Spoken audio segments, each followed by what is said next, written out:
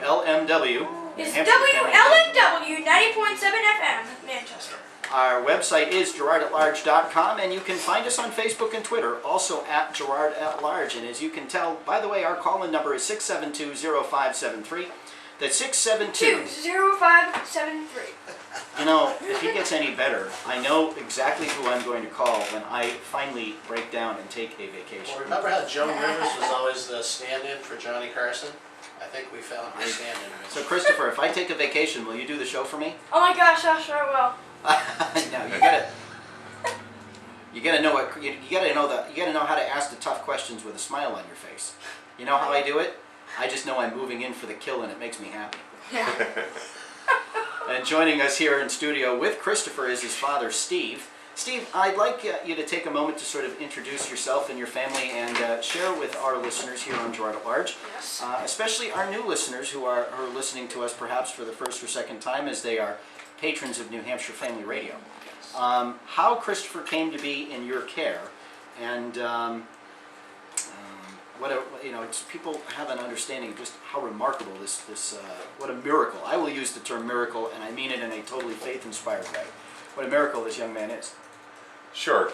Christopher came to us in, I was on a Cursillo in 2001, and Christine was working with praying for for the movement, and she came to an understanding that she didn't really know where Christopher was. He was a nephew of ours, and he was born premature. Christopher knows the story, so I'll let Christopher help me. You want to tell the story, Christopher? Yes. So, I was born... You know, I hope someday he really breaks out of this shy shell of... Sure.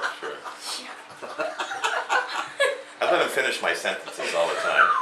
Well, I was kind of born... like a wife in that way, huh? Exactly. Yeah. Yeah, well, I was born in May 2001, May 19th, 2001. As people, listening for a second time. I was born May 19th, 2001,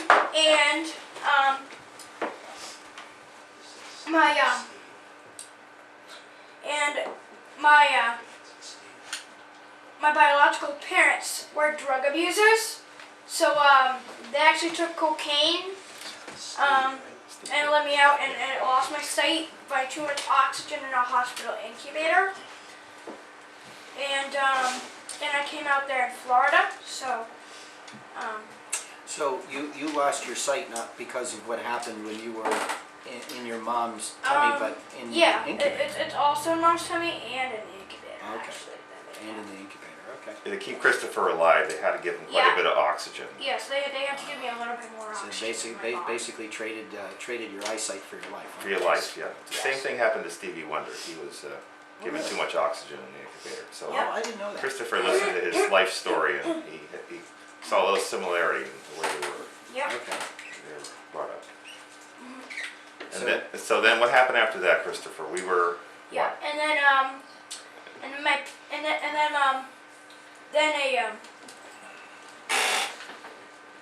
in August. Yeah, and then in August, the next year in August 2002, Your mom, Christine Duffley, came and got you out of foster care in Florida. You, which is my father, if you don't know. Yeah. And my mom, Christine Duffley, came out Florida. from Florida for adoption in November 20th, 2003. Yeah, well, we had you a year first. Yeah, on August 13th, 2002. So after being born, he was placed in foster care with the state. He was special needs foster care. He was taken from his special needs foster care. Okay. Yeah. And in addition to being blind, you're also autistic. Is that right? Yes. Now, what does that mean to you that you're autistic, Christopher? Yeah. To me, if I'm autistic, is that I sometimes keep getting stuck on subjects, such as like almost all subjects I keep getting stuck on. Well, hey, I mean, yeah. that happens to me too. So you have a future as a radio show host if you just like to harp on things. Yeah. Christopher, are you autistic or artistic? I'm actually both. You're both. Oh, yeah. Artistic and autistic. Okay. Oh my gosh. So now, I mean, autism is you know, it's not really a joking matter, and of course, Christopher came to Steve with some challenges. How, and he's been very involved in music. I mean, one of the things that people know him for, literally across the country, is his ability to sing in music. How did music enter his life? How did it enter, and how did it help him develop? Yes. Well, Christopher first was would listen to CDs in the car with his grandmother and at home around the house, and his favorite CD was "Shout to the Lord Kids."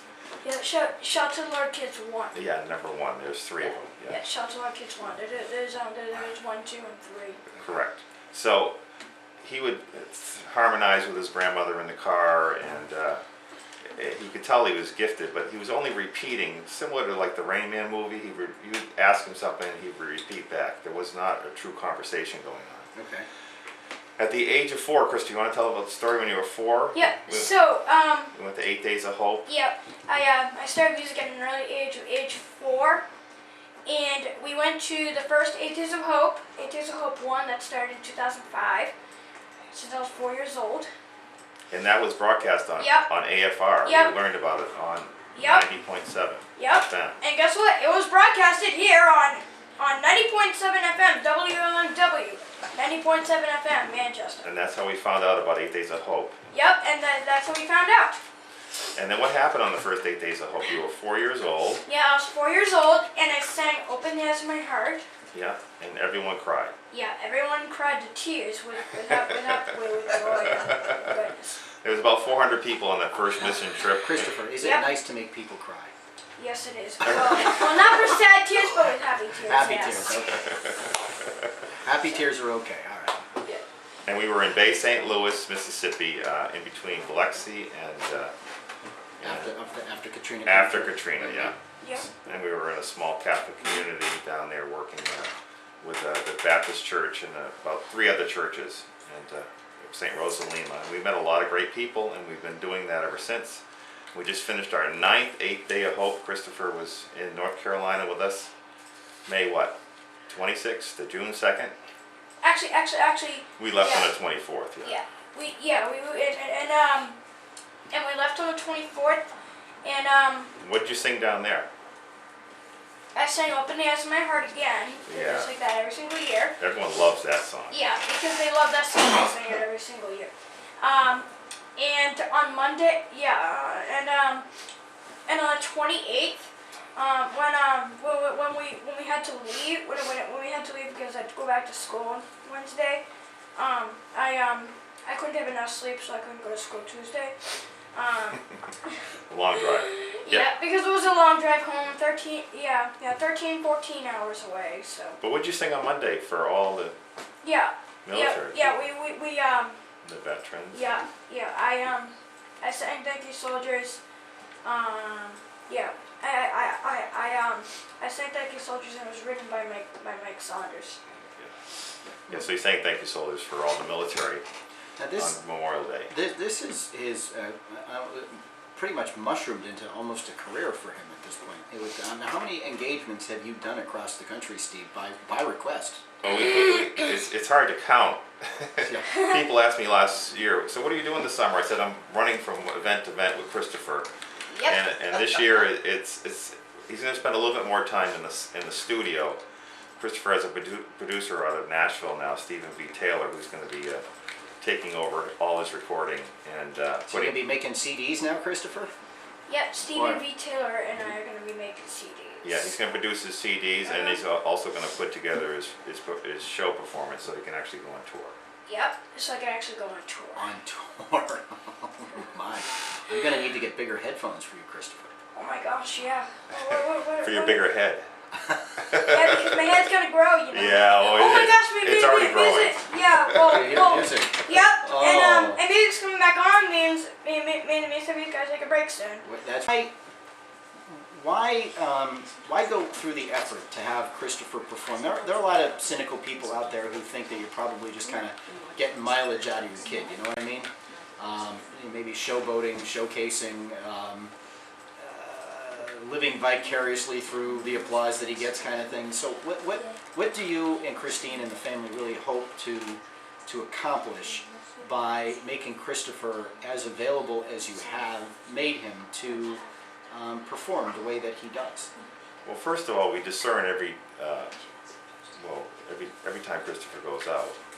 There's a lot of prayer that goes into where he's going to go, who he's going to sing for, and then Christopher also he touches people's hearts. Now you can tell by people will cry at him singing the national anthem, and that's not really that moving of a song.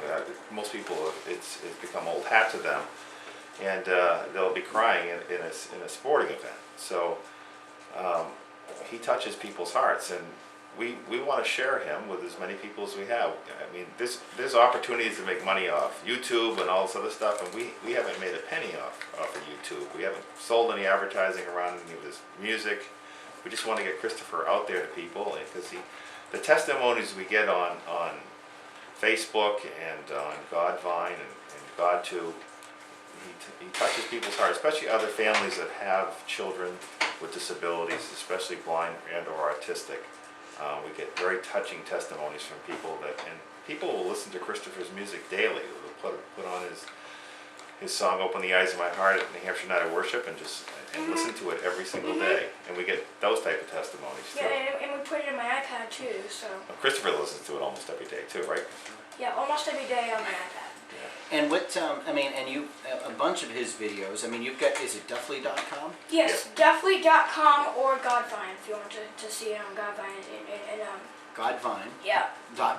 And you're also on YouTube. Yes, I'm also on YouTube. So. And millions of hits, right? Yep. Millions of views. Yep. So do you hear from people that see his stuff on Godvine or YouTube? Do they track you down or put up comments or? Oh, we had over almost 500,000 people who have posted it from Godvine to their Facebook page. Just that one video. Over 2.3 million people have watched it on Godvine. So that's probably been the one source that's got Christopher out all over the world. People have written us and shown it at their church services. We get people that will meet like at 8 Days of Hope in North Carolina and said, "Oh yeah, we watched Christopher at our church. We played it there." So we don't know how many people have watched it. It's been translated into Spanish and into Chinese and Korean with subtitles, and people. Oh my God, he even speaks Chinese. No. Yeah. No. With somebody that speaks Chinese and speaks Spanish, Together. I wonder what it would sound like if he spoke Chinese with a Spanish accent. But now is part of your purpose here to sort of make a statement about life and the value of each life? I think a lot of people would look at Christopher. He's blind. He's autistic. I think they would consider him, a special needs child, handicapped somehow, unable to succeed in life the way that maybe normal people can. Is there a broader message that you and Christine and the family are hoping to share? There's so many different angles that Christopher can bring to the table. One, just forgiveness of being able to meet his parents and be able to, what he went through, and to have the whole mission, the whole message of forgiveness. And then Christopher reaching out to the special needs families and saying, you can overcome this. I have. It gives a lot of people hope. And then his whole, Christian belief system and the way he praises the Lord and worships Him through music. And then the whole patriotic audience that he has when he sings "Thank You Soldiers" to appreciate what the soldiers have done for us. So it's a very broad. Christopher's just not a contemporary Christian artist. Yeah. He's not just a special needs performer, and he's not just a patriotic singer. He kind of He was all. born to do this. Yeah. In other words, Yeah, you I was guys born are to do just a that. quintessential example of why Christians and Catholics and people like you should be purged from the face of the earth. You Yes. evil scum. Oh my goodness. So I don't think he's kidding. on JK. that's called sarcasm. That's a big JK. Yeah, sarcasm. That was Mr. Girard taking a shot at people who think that the role models the role models that people who believe as we do as Christians are somehow bad for society. I'll tell you what, we got a couple of minutes left. I'm going to let you pick whatever song you want to sing, and then I'm going to let you go. You have 2.5 minutes. Because the Girard large time is 7:28. So you're 7:27. You were off by only a minute. 7:27. So that means you only have 2 minutes now. Okay, I give you 3. All right, Christopher. The microphone is yours. Introduce the song and say, what are you going to say? Yeah, so this song's called I'll Be There. You and I must make a pact. We must bring salvation back. Where there is love, I'll be there. I'll reach out my hand to you. I'll have faith in all you do. Just call my name and I'll be there. Ooh, I'll be there to comfort you. Build my world of dreams around you. I'm so glad that I found you. I'll be there with love that's gone. I'll be your strength. I'll keep holding on. Holding on, holding on. Let me fill your heart with joy and laughter. Togetherness, well, it's all I'm after. Whenever you need me, I'll be there. I'll be there to protect you with an unselfish love that respects you. Just call my name and I'll be there. Christopher, Steve, thanks for joining us here this morning on Girard at Large. We'll be back in 30 seconds with traffic. We've got 30 seconds of traffic and weather and sports. Okay, get the last word. Huh?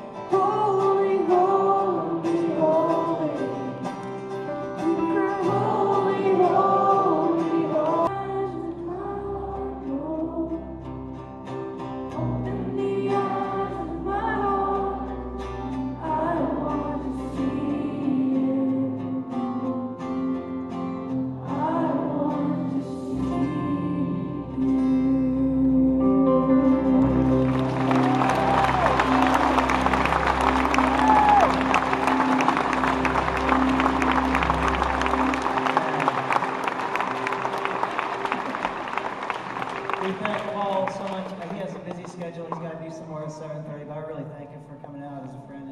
Well, thank you for coming, Paul. Yeah.